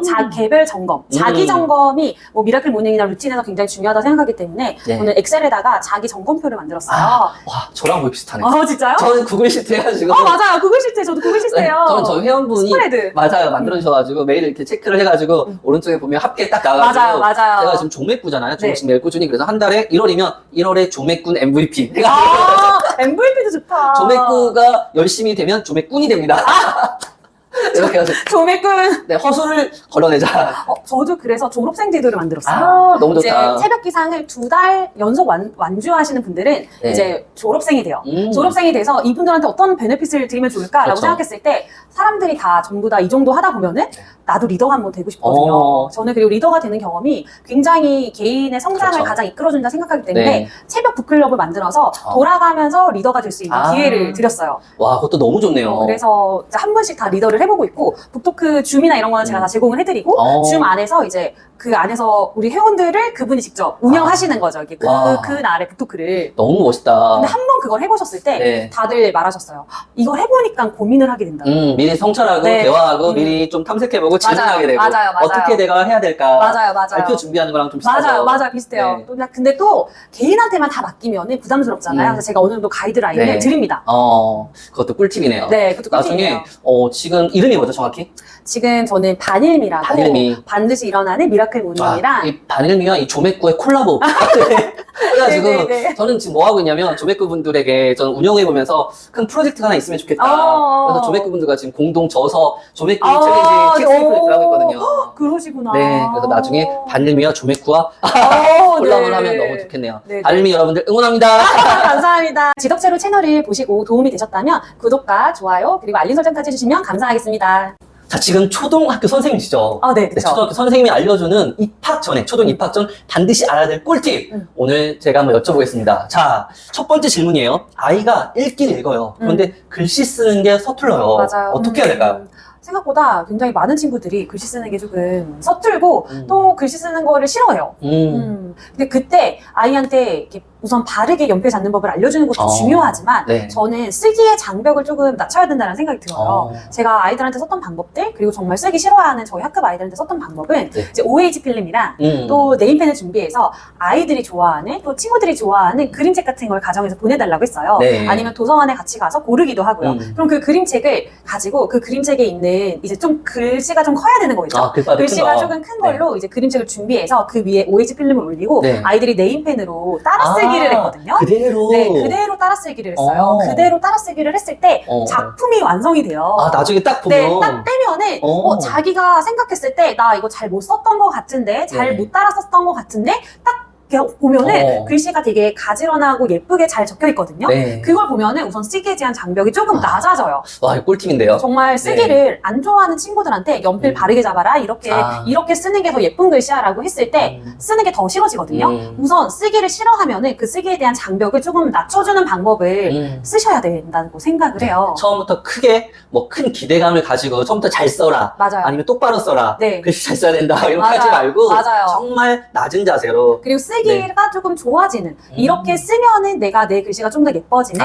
내가 쓰면은 좀 이렇게도 할 수 있네라는 맞아요. 자신감이 쌓은 다음에 이제 글씨 쓰기나 바르게 쥐는 법으로 나아가면은 훨씬 잘 받아들여요. 와, 명쾌한 답변이네요. 정말 제가 여러 아이들한테 같이 해본 결과 네. 정말 좋았던 방법이었습니다. 실제 사례였고요. 자, 두 번째 질문입니다. 벌써부터 올랄라. 지금 입학하기 전인데 지금 초등학교 1학년인데 네. 벌써부터 수학에 흥미가 없다고요? 이거 어떡하나요? 정말 큰일이죠. 네. 선생님도 혹시 이제 초등학교 맞으시죠? 저는 중학교. 중학교이시구나. 죄송합니다. 근데 수학을 중학교 친구들도 좀 관심 없는 친구들 굉장히 많죠. 네, 많죠. 근데 초등학교도 정말 수학에 관심 없는 친구들이 많은 게 아주 어렸을 때부터 수학 학습지를 시작한 친구들이 많아요. 어릴 때부터? 네, 거의 5살, 6살 때부터 정말 수학 학습지를 시작한 친구들이 많은데 하다 보면은 학습지는 재미가 없잖아요. 그렇죠. 되게 반복학습이고 반복학습이 나쁘다는 게 아니라 그 아이의 이제 뭔가 습관을 위해서 반복학습이 분명히 필요하지만 정말 지나치게 너무 문제집을 풀리다 보면은 아이가 질려요. 너무 그 질리는 구간에서 아이는 이미 수학에 대한 흥미를 잃는 거거든요. 아니 근데 그 질리는 걸 고등학생도 아니고 맞아요. 초등학교 입학 전에 질려버리면 이거 어떡하나요? 초등학생 중에서 그럼 어떻게 해야 될까요? 제가 썼던 방법은 제가 저희 아이들이랑도 쓰는 방법인데 저는 보드게임을 이용해요. 보드게임, 게임을 이용해서? 수학과 관련된 보드게임이 굉장히 시중에 많이 나와 있거든요. 그래서 제가 이런 것도 제가 수영력, 그러니까 수학의 5대 영역 있잖아요. 수영력, 도역, 확률과 통계 이런 것들을 제가 딱 맞는 리스트들을 다 만들었었어요. 아니 아까 영어도 지금 자기 개발을 가지고 농구랑 막 졸졸졸 외우고 지금 원어민과 대화할 수 있을 정도로 지금 영어와 수학과 책까지 집필하시는 국영수가 지금 그러네요. 완벽한 독특한데요? 수학도 아이들이 너무 흥미가 없으니까 네. 처음에는 가배로 시작했어요. 어린아이들일수록 수학을 만지고 직관적으로 느껴야 되거든요. 가배 오르다 말이야. 네네. 근데 가배가 되게 시중에 나와 있는 거는 비싼 것들이 많아요. 네. 근데 저는 기탄가배를 이용했는데 기탄가배는 2, 30만 원이면은 살 수 있는 그나마 중저가 가배이고 제가 써봤더니 괜찮아요. 근데 만약에 가배를 검색하고 싶으실 때 당근이나 이런 것들을 보셔도 저는 가성비 가배를 할 수 있다는 생각이 들고 그리고 또 좋은 거는 엄마가 가배 지도사 자격증을 따는 것도 정말 좋다라는 생각이 드는데 이게 지도사 자격증을 딴 걸로 제가 알고 있는데. 네네, 땄어요. 근데 제가 가배를 시작할 때 너무 뚜껑 열기가 무서운 거예요. 만지는 수학 나 해주고 싶은데 나 정말 수학에 좀 흥미 있게 해주고 싶은데 근데 어떻게 해야 되지? 가배 뚜껑을 왜 이렇게 열기가 어렵지? 라는 생각이 들었을 때 제가 이걸 모르기 때문에 가배 뚜껑을 열기가 무섭더라고요. 어떻게 정리하는지 모르고 어떻게 놀아줘야 되는지 몰라서 그래서 그때 제가 가배 지도사 자격증을 땄는데 근데 저는 진짜 너무 지금 엄마의 힘이 놀라운 게 워킹맘이신데 아이가 영어 노부영 노래를 듣고 이렇게 즐거워하는 모습을 보고 그때부터 영어에 몰입하셔가지고 하루에 3시간씩 와 지금은 영어 실력도 쭉쭉쭉 많이 성장시켰고 가배, 수학까지 이 모든 게 아이들을 위해서 또 열심히 했는데 보통 열심히 한 게 아니라 체계적으로 몰입해서 한 게 그게 참 대단하네요. 그게 목적이 확실하니까 내가 우리 아이한테 이걸 잘 알아서 알려주고 싶다라는 목적이 확실하니까 행동하게 되더라고요. 일단 수학도 흥미부터 시작해라. 보드게임도 저희 집은 보드게임을 매일 30분씩 하거든요. 저녁 먹고 진짜요? 네네. 매일 30분씩 해서 정말 또 책의 소재인데요? 그렇죠. 맞아요. 제가 너무 좋은데? 보드게임도 정말 제가 저희 집에 거의 보드게임이 이번에 정리를 했거든요. 108개가 있더라고요. 제가 버렸는데 나중에 한번 촬영 가요. 나중에 지금 임다은 쌤이 집은 과연 해냄 스위치를 켜면 혼자서도 자는 아이가 된다고 했는데 사실인가? 네네. 아니면 방송인가? 제가 실제로 나가지고 한번 초대해드리겠습니다. 하준이와 하윤이 맞나요? 네, 맞아요. 네, 그러니까요. 네, 나중에 한번 또 가볼 기회가 있으면 좋겠네요. 일단 수학도 흥미가 중요하다 말씀하셨고요. 자, 세 번째입니다. 학교 입학 전에 일반적인 부모님들이 놓치고 있는 그런 포인트가 있다면 뭘까요? 어머님들이 이제 처음에 아이 입학하실 때 한글이나 수학이나 이런 것들은 잘 준비해서 보내주시려고 노력하세요. 왜냐면 요즘은 워낙 이제 한글을 알아야지 학교에 가서 불편하지 않다라는 얘기를 정말 많이 들으시잖아요. 갑자기 좀 궁금한데 초등학교 1학년 학생들의 생활을 해보셨으니까 한글 수준이 어떤가요? 근데 저는 제가 이제 일반 학급 아이들을 가르치는 건 아니기 때문에 전반적인 1학년 친구들의 수준을 제가 정확하게 말씀을 드릴 수는 없지만 또 학교를 어디에 근무하냐에 따라 다르기도 하고 또 제가 항상 1학년 친구들을 많이 맡았어요. 근데 그 1학년 친구들과 반에 잘 적응하기 위해서 제가 그 반에 항상 많이 지원을 했거든요. 근데 갈 때 보면은 아이들의 수준이 굉장히 넘나들어요. 차이가 크다. 갭 차이가 굉장히 너무 갭 차이가 크다. 커요. 초등학교 1학년 때 이미 갭 차이가 크다. 이미 갭 차이가 큰데 그 갭 차이를 제가 관찰하면서 느낀 점은 이 아이가 한글도 잘 읽더라고요.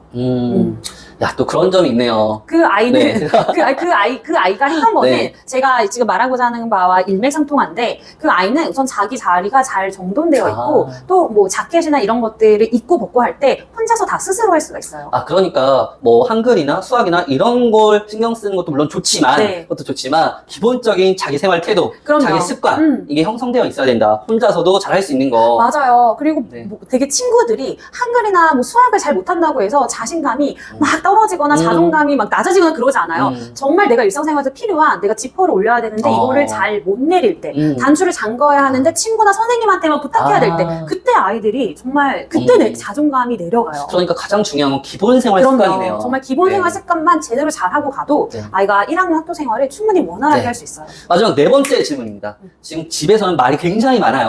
이런 학생들이, 이런 아이들이 학교에 가서 과연 말을 많이 할까? 어떨까요? 말을 많이 하는 것과 필요한 말을 제때 하는 건 다른 거예요. 말을 많이 한다고 해서 그 사람이 말을 잘한다고 얘기하지 않잖아요. 그렇죠. 말이 많지 않아도 필요한 말을 하는 사람은 우리는 말을 잘한다고 해요. 그래서 저는 가정에서 아이가 필요한 말을 할 수 있는 연습을 해야 된다 생각을 해요. 학교 입학하기 전에 수업 시간에 화장실에 가고 싶을 때 내가 가고 싶다라고 제대로 요구할 수 있는 것. 친구와의 갈등이 있을 때 이 친구와 어떤 갈등이 있었고 이거를 어떻게 해결했으면 좋겠는지 선생님한테 말하는 연습을 하는 것. 저는 이런 것들이야말로 정말 필요한 말을 하는 것. 이게 학교 생활에 굉장히 중요한 생각을 하고 가정에서도 충분히 키워줄 수 있다고 생각이 들어요. 방금 딱 들었는데 학교에서 꼭 필요한 이런 멘트, 이런 문구가 딱 나와가지고 집에서 가정에서 좀 연습도 시키고 이런 게 있으면 참 좋겠다. 체크리스트 딱 돼가지고 그런 생각도 좀 드네요. 여기까지 지금 초등 입학 전 부모님이 꼭 알면 좋을 꿀팁이었습니다. 혹시 끝으로 초등 입학 앞두고 있는 학부모님들에게 해주고 싶은 말씀 있나요? 저는 선행대학 초등 입학 전에 선행돼야 될 것은 학습이 아니라 일상생활 습관이라는 생각이 들어요. 일상생활 습관은 우리가 항상 삶에서 일어나는 습관들인 거잖아요. 그 작은 것들에서부터 아이들의 성취가 쌓인다고 믿기 때문에 집에서 아이들한테 많은 기회를 주셨으면 좋겠어요. 왜냐하면 학교에서는 기회를 많이 주고 싶지만 뭔가 선생님들이 그걸 다 일일이 신경 쓰기가 굉장히 힘들고 또 놓칠 수도 있기 때문에 네. 집에서 기회를 주고 그 아이가 충분히 해볼 수 있도록 연습할 수 있게 하는 것. 저는 가정에서만 가능한 일이라고 생각을 하고 가정에서 충분히 연습을 많이 하고 기회를 많이 받은 아이가 학교에서도 잘할 거라고 제가 믿고 또 보고 있습니다. 아, 저랑 거의 어떻게 이렇게 교육관이 똑같죠? 정말요? 저 이제 프랑스 해외 파견을 갔다 와서 프랑스 학교에서 지냈기 때문에 프랑스에서 어떻게 육아하는지에 대해서 지금 또 책을 쓰고 있거든요. 아, 정말요? 네, 그리고 실제로 제가 그걸 많이 적용해서 아이들을 그렇게 좀 하고 있어요. 네네. 저희 집은 깔끔하게 업무 분장이 다 돼 있습니다. 저희도 업무 분장이 돼 있어요. 그래요?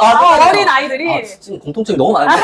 정말. 미라클모닝과 운동과 그러니까요. 책 쓰기와 아무튼 업무 분장이 돼 있어가지고 이 내용에 관해서 또 나중에 또 함께 이야기할 또 시간이 있으니까요. 네네네. 아무튼 초등학교 입학하는 어린이들, 네, 학생들 그리고 부모님들 파이팅입니다. 네, 화이팅! 지덕체로 채널을 보시고 도움이 되셨다면 구독과 좋아요 그리고 알림 설정까지 해주시면 감사하겠습니다. 네, 취학 전 아이에게 가장 필요한 건 자기 주도 습관 잡기라고 말씀해 주셨는데 맞아요. 그런데 습관 잡기 너무 힘들죠. 과연 어떻게 잡아야 될까요? 습관이 잡기 힘든 이유가 있어요. 습관이 잡기 힘든 이유는 네. 우선 오랜 시간이 걸리는 일인데 네. 엄마가 이게 유독 잡기 힘든 이유는 방향이 설정이 되어 있지 않기 때문이에요. 제가 아까 전에 책 쓰기 할 때도 말했던 것처럼 방향이 정확해야지 그 길을 잘 갈 수가 있는데 네. 내가 이 아이 습관 잡아주려고 하는데 습관을 잡으면 좋은 건 알아. 근데 내가 이 아이 습관을 잡아서 어떤 목적 때문에 습관을 잡는 거지? 라는 방향 습관이 제대로 안 되어 있으면은 엄마가 잡다가도 다른 사람 얘기를 듣고 그거 말고 이거 다시 해야겠다 라고 하면서 일관성을 잃게 되고 뭔가 길이 계속 엇갈리게 돼요. 가장 솔직히 난감한 경우가 아빠는 이렇게 하라고 해. 그렇죠. 엄마는 이렇게 하라고 해. 그렇죠, 맞아요. 네, 맞아요. 아이들은 도대체 어쩌라는 거야. 근데 옆집에는 저게 더 낫대. 그러니까요. 방향이 엄마만의 방향이 제대로 잡혀 있어야 돼요. 근데 엄마의 방향이 옳은지 그른지는 누군가가 판단해 줄 수는 없어요. 네. 엄마가 자녀를 양육하는 내 아이의 전문가이기 때문에 엄마가 그냥 다른 사람의 말에 흔들리지 않을 정도로 본인이 어쨌든 공부도 당연히 하셔야 되고 책도 더 읽어보셔야 되지만 방향을 내가 이 아이가 습관 잡으면은 왜 좋은지에 대한 걸 정확하게 알고 계셔야지 방향이 흔들리지 않고 아이의 습관을 오랫동안 잡아줄 수 있는 힘을 가지게 됩니다. 그러면 방향을 잡았어요. 이제 무엇부터 시작해야 될까요? 제가 아까 전에 말씀드렸던 것처럼 일상생활 습관부터 시작을 해야 되는데 우리는 보통 습관이 또 실패하는 이유가 습관 잡기라고 하면은 이거를 학습 잡기라고 생각하세요. 그러니까 습관을 학습이랑 동일시하기 때문에 우리가 습관이 안 잡혔다라고 계속 얘기하는 거거든요. 왜냐면 이 아이의 학습 습관이 안 잡혔기 때문에. 그런데 습관 안에는 저는 세 가지가 있다라고 생각해요. 세 가지가 뭘까요? 습관은 이제 선순환하는 구조인데 첫 번째는 관계. 습관이 잘 형성되기 위해서는 엄마와의 관계나 또 아빠와의 관계가 굉장히 중요해요. 왜냐하면 아빠와 엄마와 함께 해야 되는 습관이기 때문에 그 관계가 중요한데 이 관계 다음으로 나아가야 될 게 일상생활 습관이에요. 일상생활 습관을 통해서 본인이 스스로 할 수 있는 영역이 늘어나면은 자연스럽게 학습으로 이어지거든요.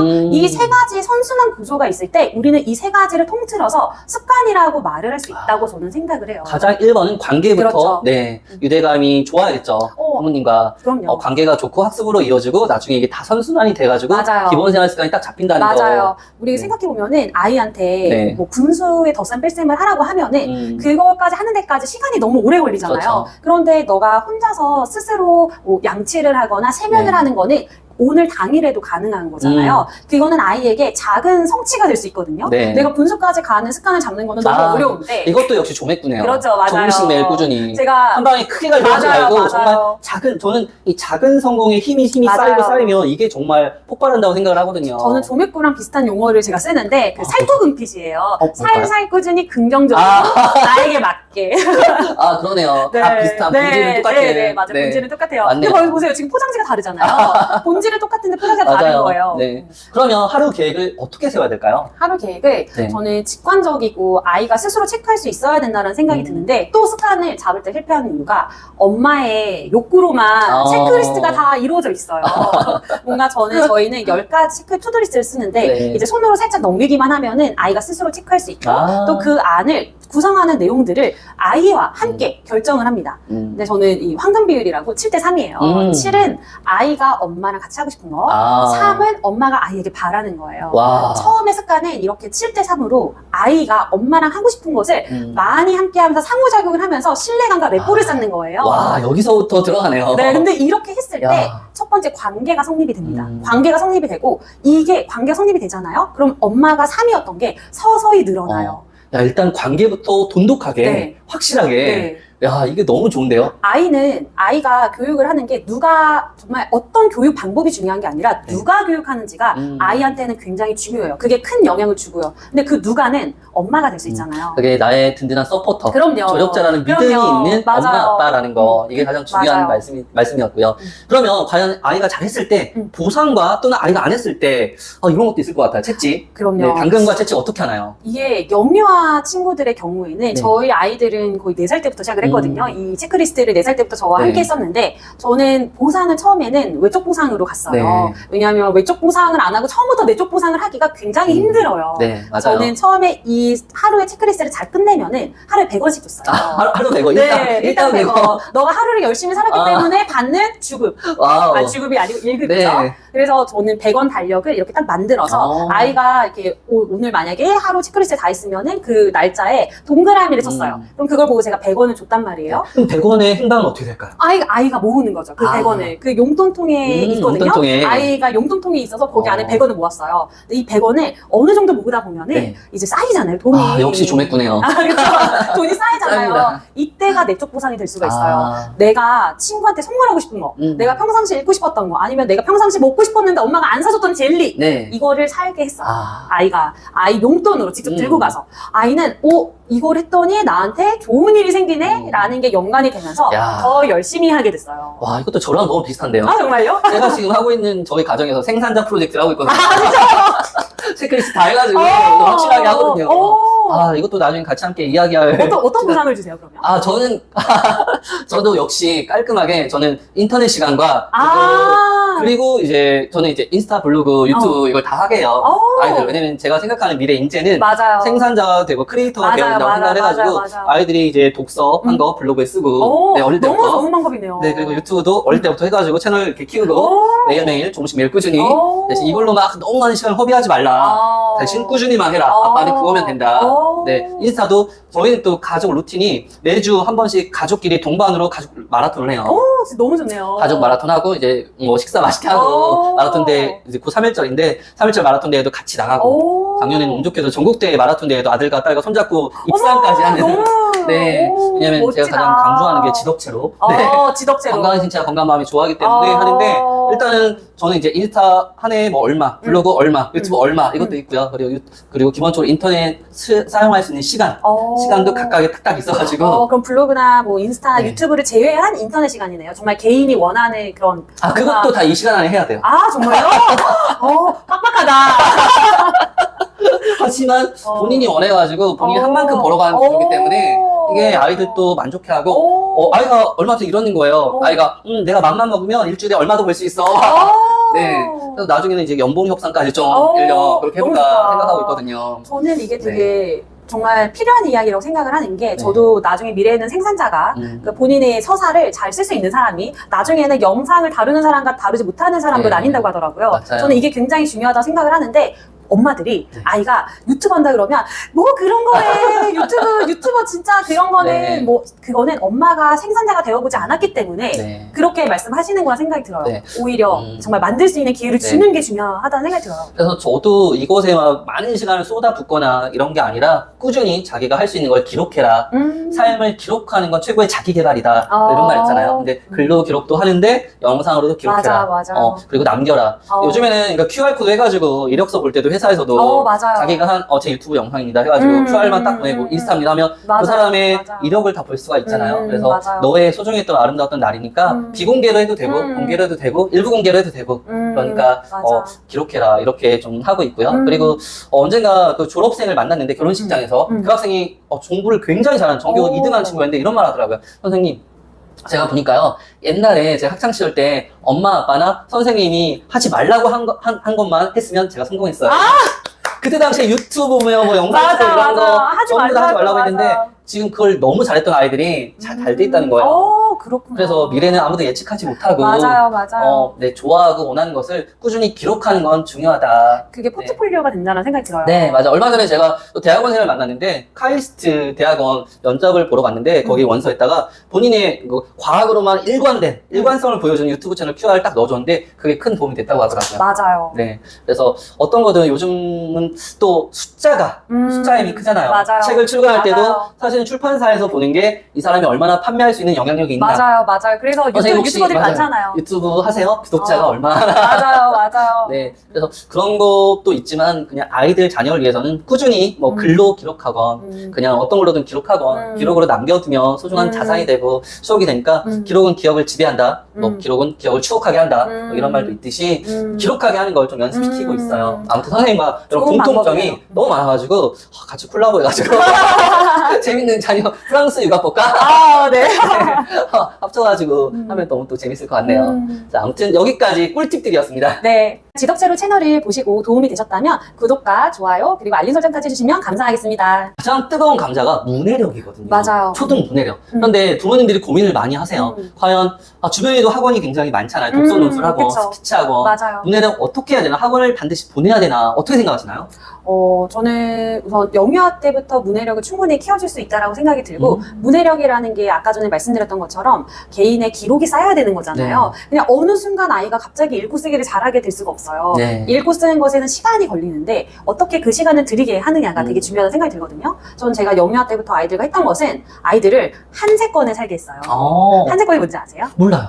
우리가 뭐 공세권, 수세권 이런 거 있잖아요. 뭐 공원, 수세권, 네, 수세권, 스타벅스, 뭐 이런 뭐 역세권 이렇게 있는데 저는 아이들을 한세권에 살게 했어요. 한세권은 한자를 많이 접할 수 있는 그런 동네? 저희 집에서. 집 안에서? 집을 그렇게 구성한 거네요. 저희 집이 한세권이에요. 진짜요? 네, 항상 한자를 아이들이랑 정말 매일매일 10분씩 노출시키고 그리고 아이들을 한자 카드 놀이도 굉장히 많이 하고 또 개인별로 아이들이 한자 사전이 있어요. 아니, 집이 거의 학교인데요? 지금 보니까 영어에, 갑에, 수학에, 한자에 이 모든 게 지금 다 녹아들어가 있는 하나의 큰 학교인데요? 저는 정말 한자가 아이들이 어렸을 때 즐겁게 익힐 수 있는 도구라는 생각이 들고 어떻게 보면 또 그림 같고 맞아요. 그림 같고 생각보다 아이들이 되게 재밌어요. 근데 한자를 알면은 문해력이랑도 연관이 되는 게 문해력이 읽고 쓰는 능력이잖아요. 잘 읽기 위해서는 어휘를 알아야 되는데 어휘를 그냥 외우면은 소아과라고 외우면은 기억이 나지 않아요. 나랑 와닿지 않기 때문에. 근데 그 소아과가 뭐 작을 소, 뭐 아이야 이렇게 이루어진 작은 아이가 가는 과가 소아과랑 병원이라는 걸 아이가 의미를 이해하면은 훨씬 잘 기억해요. 뿌리부터. 뿌리부터 가는 거죠. 한자의 의미를. 우리가 정말 요새 비문학이나 이런 게 너무 어렵잖아요. 수능에서. 그런데 한자만 알아도 본인이 그 어휘를 모를지언정 그거를 유추해 볼 수가 있거든요. 일단은 한자를 먼저. 맞아요. 그러면 저는 일단은 한자를 좀 알아요. 그런데 책 읽기를 싫어하는 아이들 많잖아요. 그럼요. 어떻게 좀 접근시켜야 될까요? 책 읽기도 비슷한 맥락이에요. 아이한테 아이의 취향 독서나 아이의 탐색 독서를 엄마가 허용해 줬는지를 먼저 생각해 봐야 돼요. 그러니까 우리 너무 요즘 인스타나 블로그나 유튜브에서 권장 도서 목록들 이걸 꼭 반드시 왠지 읽어야 될 것 같고 엄청 많아요. 그거를 샀어. 물론 저도 샀습니다. 샀는데 그 중에서 10권 샀는데 아이가 딱 한 권만 보는 경우가 많아요. 그러니까 아이가 자기가 좋아하는 취향이 분명 있거든요. 그 취향 독서를 충분히 허용을 해줘야지만 아이가 내가 이런 책을 좋아하는구나를 알고 또 그 책에 대한 재미를 느낄 수가 있어요. 그러니까 선택을 본인이 하게 하라. 저는 그래서 저희 집에 썼던 방법이 북카트예요. 저는 아이들 어렸을 때부터 북카트를 하나 줬거든요. 저는 이거 너무 좋은 것 같아요. 특히 자녀 어릴 때 북카트 딱 해가지고 마치 집을 도서관인데 보통의 부모님들은 그냥 이게 뭐라고 해야 될까 이렇게 벽에 일반적인 도서관 있잖아요. 근데 그러면 흥미가 없어요. 맞아요. 북카트를 해가지고 뭔가 재밌게 읽고 싶은 거 마음껏 뽑아와라고 했을 때 도서관에서도 서점에서도 그렇게 할 수가 없거든요. 근데 집에서 북카트를 줘서 읽고 싶은 거 뽑아라고 하면 애들이 진짜 쇼핑하듯이 막 뽑아오는데 너무 신기한 게 그거 뽑아올 때 애들이 막 뽑는 게 아니에요. 분명히 본인의 흥미가 들어간 걸 뽑아요. 제목이든 표지든 뭐 주인공 인물이든. 맞아요. 그러면 아이가 그 책의 재미를 느낄 확률이 굉장히 높아져요. 좋아하는 작가도 생기고. 너무 좋은 꿀팁인 것 같아요. 네, 그래서 북카트를 활용해라. 네. 일단은 그러면 책을 읽기 시작해요.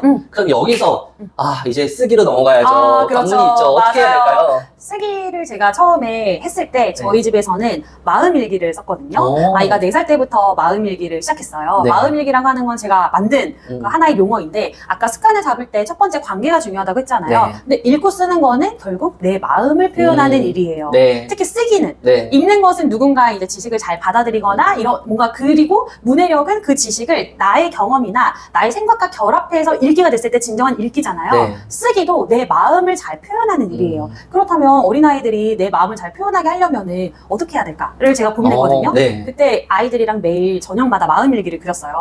마음일기라고 하는 거는 그냥 건강하게 자기의 오늘 어떤 마음이었는지를 표현하는 거를 제가 아이들이 잘 못 적을 때는 제가 다 적어주기도 하고 그림도 같이 그리고 아이들이 색칠하면서 그게 되게 스케치북에 많이 쌓였거든요. 그러면서 자연스럽게 좀 쓰기를 이제 거부하지 않게 된 것 같아요. 이것도 역시 꾸준함이네요. 그렇죠. 네. 맞아요. 제가 최근에 저희 조맥구 미라클 모닝 회원분 한 분이 글 써주신 걸 봤는데 아들에게 매일 편지를 써주신 거예요. 정말 너무 훌륭하시다. 너무 훌륭하시고 너무 감동이더라고요. 그리고 포스트잇으로 매일매일 적어서 아이 방문 앞에 붙이는 방법이 있어요. 왜냐면 그분 비슷해요. 같은 경우도 처음에는 이제 직장에서는 좀 칭찬도 많이 하고 그렇게 많이 되는데 가정에 오니까 잔소리도 하게 되고 그런 게 있어가지고 맞아요. 글로 하면 한번 이제 정제가 되기 때문에 그런 방법이 너무 있더라고요. 좋은 방법이네요. 네, 그래서 그걸 꾸준히 하시는 모습 자체가 정말 리스펙 대단하신 것 같아요. 정말요. 아무튼 오늘 지금 아이들이 어떻게 초등 문해력을 잡는지 읽기의 흥미, 쓰기까지 어떻게 전개되는지 알려주셨는데요. 더 끝으로 해주고 싶은 말씀 있나요? 문해력이라고 하는 건 본인의 흥미가 쌓여야 되고 문해력이 잘 되기 위해서는 어쨌든 아이가 읽거나 쓰는 것에 흥미를 느끼는 게 저는 먼저라고 생각이 들어요. 많이 읽고 많이 써야지만 늘 수밖에 없는 게 문해력인데 어떻게 하면 아이를 많이 읽게 하고 어떻게 하면 아이를 많이 쓰게 할까를 고민하는 방법이 아이를 더 관찰하고 아이의 흥미가 뭔지를 엄마가 옆에서 보는 거라는 생각이 들어요. 왜냐면 어느 누구도 엄마만큼 아이랑 오랜 시간 같이 있을 수 없기 때문에 저는 학원 선생님보다 엄마가 내 아이의 전문가라는 생각이 듭니다. 아이의 전문가는 부모님이다. 네. 관찰하세요, 여러분. 네, 진짜 답이 보입니다. 여기까지 임다운 선생님의 꿀팁이었습니다. 네. 지덕체로 채널을 보시고 도움이 되셨다면 구독과 좋아요 그리고 알림 설정까지 해주시면 감사하겠습니다. 자, 학습도 학습이지만 아이 정서지능 사실은 이게 굉장히 중요하잖아요. 맞아요. 요즘 또 정서지능에 관심이 많으시잖아요. 정서지능을 과연 어떻게 키울 수 있을까요? 정서지능을 어떻게 키울 수 있는지는 굉장히 포괄적이고 좀 뭔가 엄마가 추상적이라는 생각이 들잖아요. 그러니까 궁금한 점을 딱 이렇게 생각해보면은 어떻게 하면 우리 집에서 오늘부터 정서지능을 키울 수 있는 방법이 뭔지가 궁금하실 것 같아요. 너무 궁금한데요? 뭔가요? 저는 저희 아이들이랑 어렸을 때부터 하는 게 밥상머리 대화예요. 저는 밥상머리 대화가 아이의 정서지능을 높일 수 있다라고 굉장히 확신을 하는 게 그 가족 회의를 그 안에서 해요. 그러니까 아이들이 어림에도 불구하고 아이들에게 그 너희들이 우리 가족의 구성원이라는 인식을 주거든요. 그러니까 아이들이 점점 더 이렇게 나이가 들수록 힘들어지는 게 나의 역할이 그냥 공부를 잘하는 것, 성적을 높게 받는 것 이런 게 자신의 역할이라고 생각이 들면은 집에서도 설 곳이 없어요. 그런데 가정 내에 그 아까 전에 역할 분담하신다고 하셨잖아요. 본인만의 역할이 공부하는 것 말고도 있으면은 소속이 될 수 있어요. 가족의 구성원이 될 수가 있어요. 저도 그래서 이제 그런 것도 하는데 가족의 한 사람의 일원으로서 나의 역할과 책임을 다하는 거 그리고 그걸로 보람도 느끼고 뿌듯함도 느끼고 1인 1역할 그런 게 있기 때문에 오히려 성취감을 느끼게 되는 것 같아요. 근데 이거를 그냥 오늘부터 너는 이걸 해라고 하면은 당연히 아이가 가족의 일원으로서 느끼기가 힘들잖아요. 저는 이게 식탁 안에서 아이들과 가족 회의를 통해서 이루어져야 된다라는 생각이 들어요.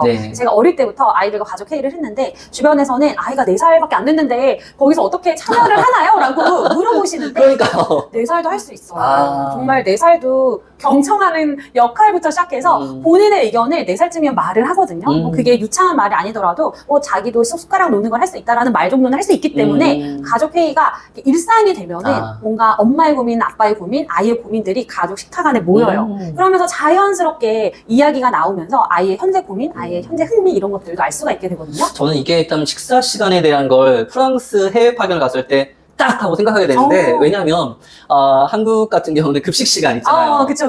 정말 많은 학생들 빨리빨리 먹고 자리를 비워줘야 되는 맞아요. 길어봐야 아무리 길어봐야 막 10분 이런데 프랑스에 가서 제가 사실 충격받았던 건 식사 시간이 2시간? 올랄라. 진짜요? 그래서 너무 이제 충격을 받은 거예요. 오, 세상에. 그리고 이제 요일별로 본인이 선택해서 오늘은 학교에서 먹고 화요일은 집에 가서 아, 먹고 와, 막 이런 제도를 보고 와 저는 왜 이분들이 항상 밥을 먹으면 천천히 먹으면서 대화를 이야기를 해야 하고 되니까. 하는지 그래서 이 먹는 문화에 대해서 한국은 정말 좀 빨리빨리 맞아요. 좀 해야 될 게 빨리 먹는 거잖아. 많아가지고 맞아. 그런 게 있는데 이게 가정에서라도 이런 걸 하면 참 좋겠다 맞아요. 라는 생각도 참 드네요. 그리고 그 정서직을 높이는 부모님의 말투가 또 있을지 궁금해요. 말투가 우리는 생각하잖아요. 이게 친절하면은 정서질이 높아질까? 네. 라고 생각을 하지만 저는 친절한 말투와는 별로 상관이 없다고 생각을 하는 게 그러니까 이 아이를 나와 좀 다른 객체로 보는지 그러니까 정말 이 아이가 가진 그 주체성을 인정하고 대화를 하는지가 네. 중요한 것 같아요. 아이의 정서지능을 위해서. 그러니까 너는 독립된 객체고 너는 뭔가 내가 원하는 거를 굳이 하지 않고 너는 너 자체로 이미 완성된 아이인데 내가 네. 그거를 잘 도와주는 역할을 하는 거라는 걸 아이가 그 충분히 엄마와의 대화를 통해서 느끼면은 네. 아이가 그 정서지능이 높아지면서 자존감도 함께 올라갈 수 있다는 생각이 들어요. 이것도 계속해서 또 나오는데 역시 프랑스 학교에는 교무실이 없다. 지금 제가 쓴 책의 네, 내용이 네. 제가 프랑스에 가서 너무 놀랬던 게 뭐냐면 프랑스의 3대 정신이 자유평등 박애거든요. 그런데 평등에 대해서 제가 처음으로 진지하게 생각해보게 됐어요. 왜냐면 선생님과 학생 간의 관계도 그냥 동등하게 교장 선생님과 일반 선생님 관계도 동등하게 제가 정말 충격받았던 게 네. 첫날 딱 갔는데 체육 선생님이 갑자기 이렇게 딱 자세를 하시고 이렇게 한 다음에 교장 선생님 앞에 있는데 이러면서 막 말씀하시는 거예요. 진짜? 근데 그거는 너무 편해서.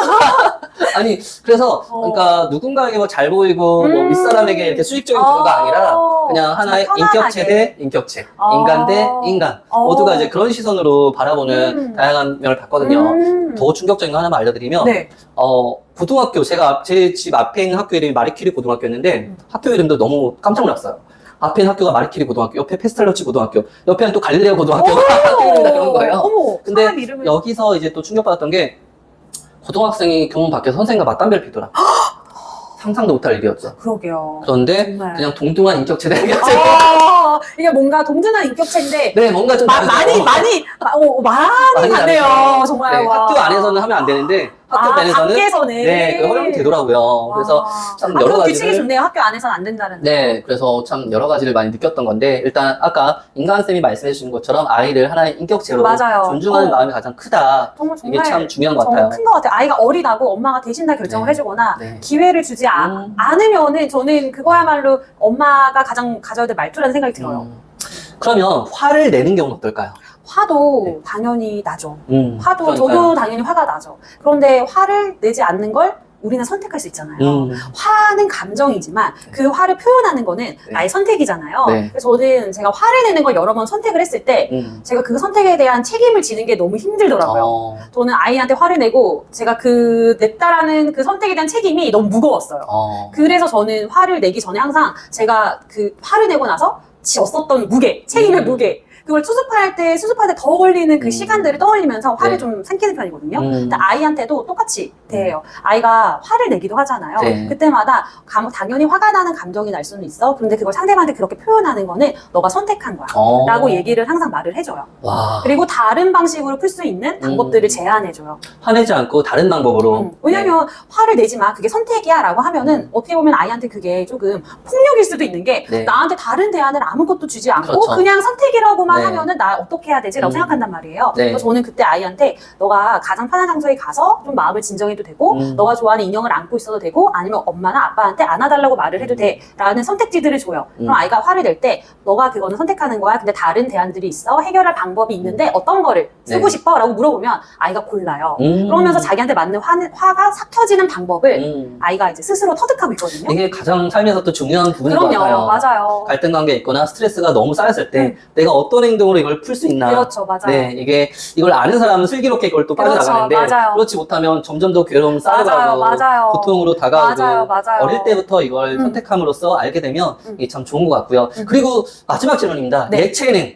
있죠. 뭐 태권도도 있고 네. 피아노도 있고 미술. 예체능 교육이 아예 정서 지능에 과연 좋을까요? 저는 다른 사교육 하나도 안 시키는데 아이들 예체능만 시켜요. 피아노, 미술 이런 것들을 축구 이런 것들을 어릴 때부터 할 수 있도록 제가 굉장히 많이 애를 썼고 아이들이 그래서 운동하는 거나 이제 그림이나 이런 것들을 좋아하는데 네. 저는 이것도 아까 제가 말씀드렸던 것처럼 내 감정을 표현하는 선택의 도구라고 생각이 들어요. 제가 예체능을 하는 이유는 아이가 자신에게 올라오는 감정이 있을 그렇죠. 때 선택할 수 있는 게 있었으면 좋겠다. 뭐 달리기를 하거나 네. 축구를 하거나 땀을 흘리거나 땀 흘리는 운동을 하거나 네. 아니면 피아노를 치거나 네. 악기를 다루거나 그림을 그리거나 저는 이런 것들이 아이들이 선택했으면 좋겠다라는 마음 때문에 예체능을 시키고 있고 저는 도움이 된다라고 생각합니다. 정서지능의 예체능은 필수다. 네. 너무 도움이 된다. 네. 아예 정서지능 오늘 임강 선생님 말씀을 잘 듣고 정서지능을 쭉 업시키는 그런 시간이 네. 됐으면 좋겠네요. 감사합니다. 네, 감사합니다.